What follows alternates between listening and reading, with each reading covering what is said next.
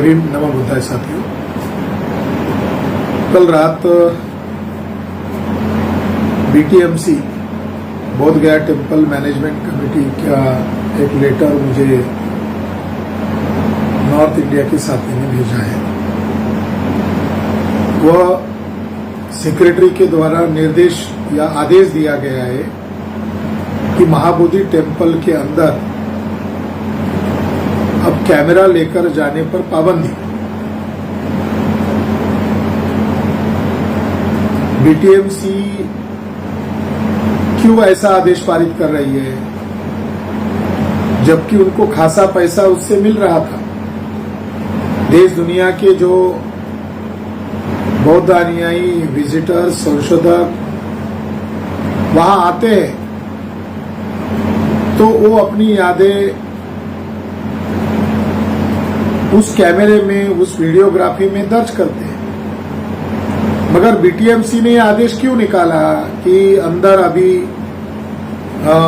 Camera लेकर जाने के लिए पाबंदी। मोबाइल पूर्णतः पाबंदी लगाई है सुरक्षा के नाम पर, डिवाइस होने के नाते, मगर कैमरा, वीडियोग्राफी करने वाला कैमरा पर पाबंदी क्यों लगाई गई, इसकी क्या मूल वजह है। और ये अचानक आदेश पारित करने की सेक्रेटरी को और गया डिस्ट्रिक्ट के कलेक्टर को जरूरत क्यों महसूस हुई।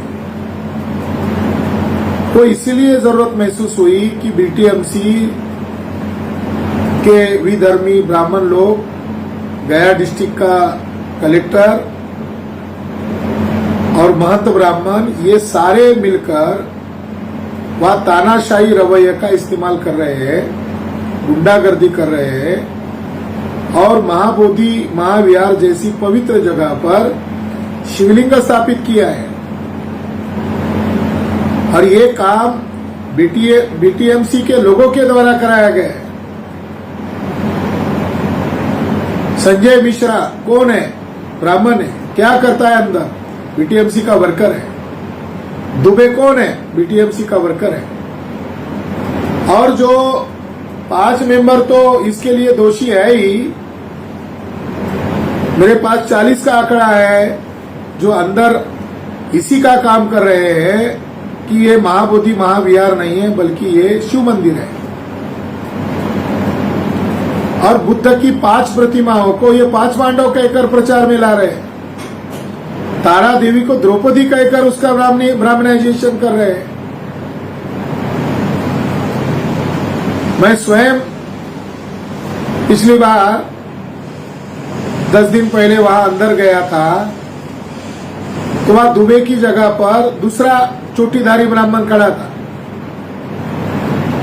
हम कैमरा लेकर गए थे और हमें यह कहा गया था कि आप इसकी शूटिंग नहीं कर सकते। हमने कहा हमने पे किया है, हमें अलाउ होना चाहिए। तुम कौन हो? बोले मैं बीटीएमसी का कर्मचारी हूं। तो ब्राह्मणवादी संस्था है वो। बीटीएमसी कोई बौद्धों की संस्था नहीं है, बौद्ध धर्म के विरोधियों की वो संस्था है। और उसके माध्यम से बोध गया पर कब्जा कर लिया गया है।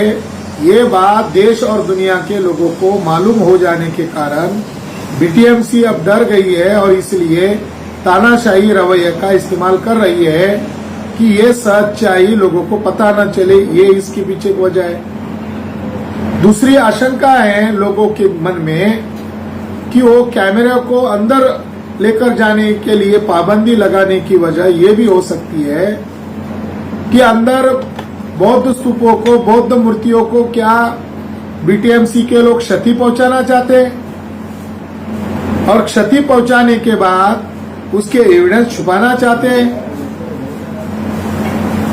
तो लोगों के मन में आशंका आ जाना स्वाभाविक है, क्योंकि जो बीटीएमसी के लोग हैं, विधर्मी लोग हैं, वो बौद्ध धर्म के विरोधी है और विरोधी होने के नाते उन लोगों पर हमें यकीन नहीं है, विश्वास नहीं है।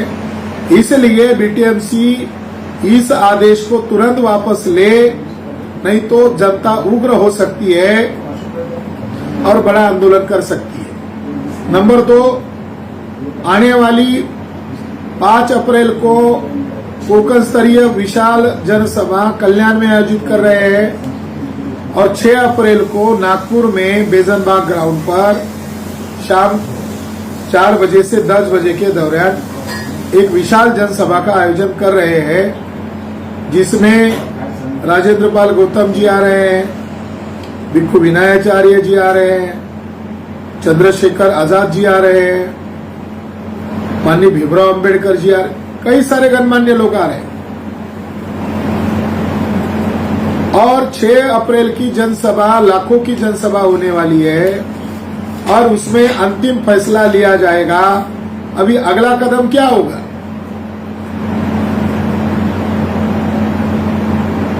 मैंने गांधी मैदान पर 17 सितंबर को ही डिक्लेयर किया था कि महंत की कोठी में सैकड़ों बुद्ध की प्रतिमाएं दीवार में दबा के रखी हुई है। अपने कुत्ते बिल्लियों के दूध पानी पिलाने के लिए ओटी स्तूपा का इस्तेमाल कर रहा है महंत ब्राह्मण। बौद्ध राजाओं के अभिलेख को छुपा के रखा है उसने अपने किचन रूम में, अपने कोठी में। और सम्राट अशोक की जो पैलेस था उसी पर नाजायज कब्जा करके महंत ब्राह्मण बैठा हुआ है। और शर्म की बात है, ASI archaeological survey of India जो स्वायत्त संस्था है, वह संस्था भी महंत की कोठी को खंगालकर बुद्ध प्रतिमाओं को, बुद्ध पद के चिन्हों को, बुद्धिस्ट राजाओं के अभिलेखों को, ओटी स्तूपा को जहां बोध गया में म्यूजियम है वहां पर शिफ्ट नहीं कर रही है। तो जैसे बीटीएमसी ब्राह्मणवाद को बढ़ावा देने का काम कर रही है, उसी तरह ASI archaeological survey of India भी वही काम कर रहा है। बल्कि ये कार्य जिनको करना चाहिए था इस धरोहर को प्रोटेक्ट करने का, वो नहीं कर रहे हैं। इसका मतलब वो राष्ट्रद्रोही कृत्य कर रहे हैं। तो आने वाले 6 अप्रैल को हम बड़ा डिसीजन लेने वाले हैं। नागपुर नागों की धरती है और महामानव डॉक्टर बाबा साहब अम्बेडकर ने 1956 में अशोका विजयदशमी के दिन यहाँ पर बहुत लाखों अनुयायियों के साथ बौद्ध धर्म अपनाया था। तो ये आंदोलन अब जन आंदोलन हो गया है, देशव्यापी आंदोलन हो गया है।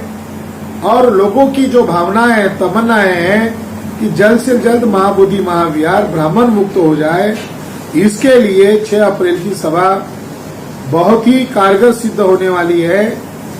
विदर्भ के और विदर्भ से लगे हुए एमपी के जिलों को भी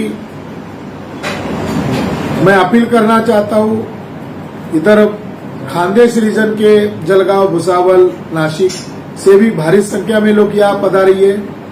ये आंदोलन है, ये जन आंदोलन है और जनता अब फैसला करेगी। चलो नागपुर, नमो बुद्धाय, जय भीम।